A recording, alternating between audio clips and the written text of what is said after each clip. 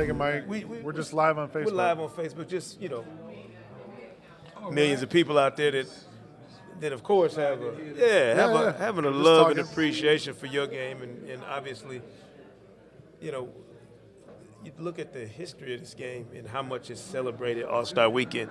We were talking earlier about the fact that very few sports can celebrate, the past, present, and really the future of their games the way we can All-Star Weekend.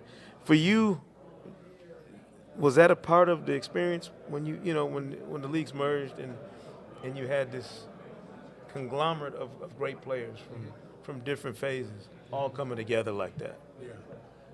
Yeah. Some people, particularly guys who don't make the All-Star game, they look at it as a time to take a little break, take a vacation.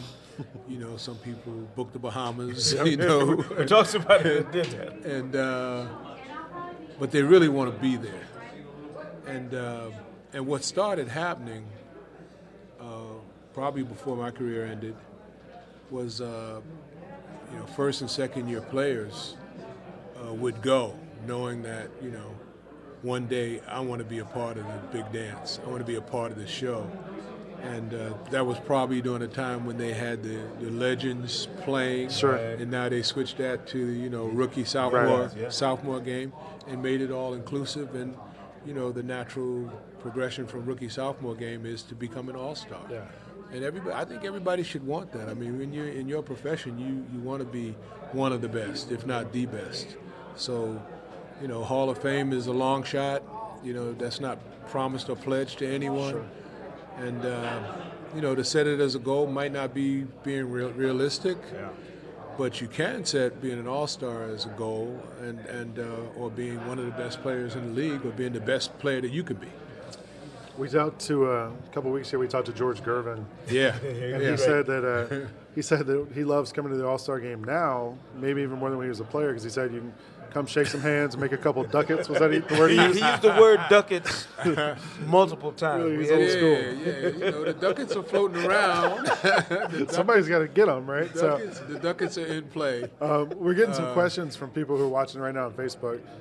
One person wants to know, what do you think, I'm sure you get this a lot, of today's game versus when you used to play? Well, I'm not going to say it's tougher. Yeah. Because it was plenty tough in my day, and obviously, Wilt, Russell, Oscar, all the guys, before me, as great as they were, it was a tough grind every night, and, a lot of them traveled by bus, coach, and, all of those things. So,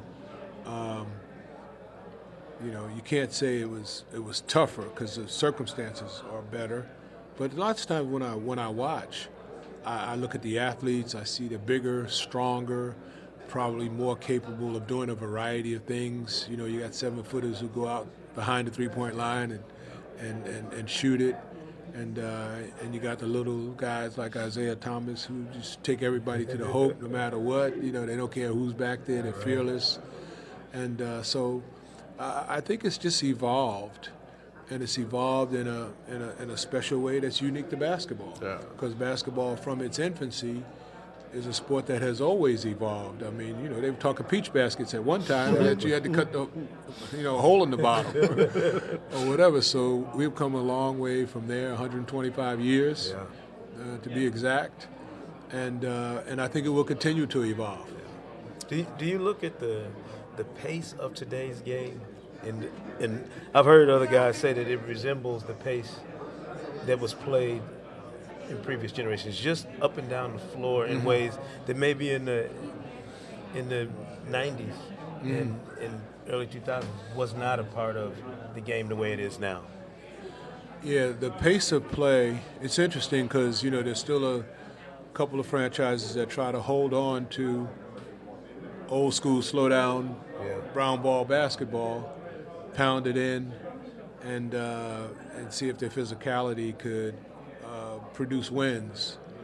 But, if you can't keep pace with the rabbits that are out there these days, you're going to get blown away. Right. Because, the three-point shot is such a potent weapon. And, nobody's able to stop anybody else one-on-one. So you got to have a strong team defensive concept just to stay close, just to stay competitive. And then you got to have a high-powered offense that can run. And I think that's what the fans want, and I think that's what the rules are catering to, an up-tempo game, more freewheeling. Of course, it's, gives a lot of coaches and a lot of veteran players like me nightmares sometimes to see the left-handed cross-chest, cross-court pass that goes out of bounds, and the guy doesn't get the hook for it, because back in the day, you used to throw a pass like that. If it didn't get to your teammate, it got to the other team, you had to sit down. Yeah. We got a great question here from a reader, and I've actually never thought of this, and I want to hear your answer. Chris Bryan wants to know, since we're at All-Star Weekend, was there any doubt in your mind you might miss the free throw dunk?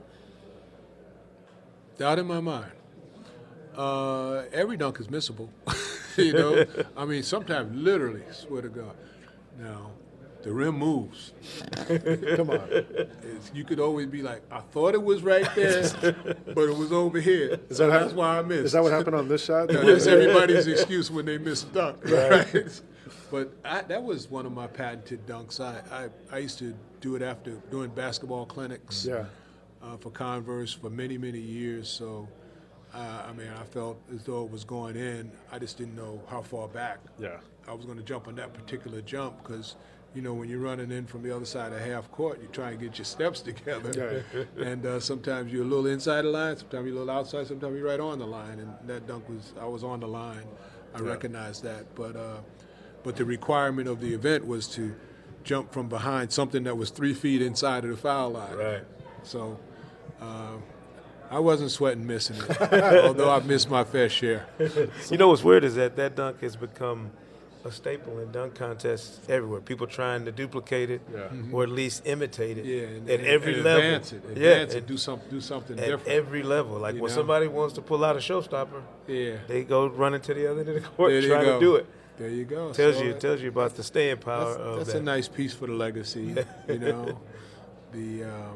There's a couple things that come up from time to time from my ABA career. Sure. And that didn't really merge into the NBA the way the 4 teams merged, and mostly it's statistical. But I'll leave it up to you guys to catch up.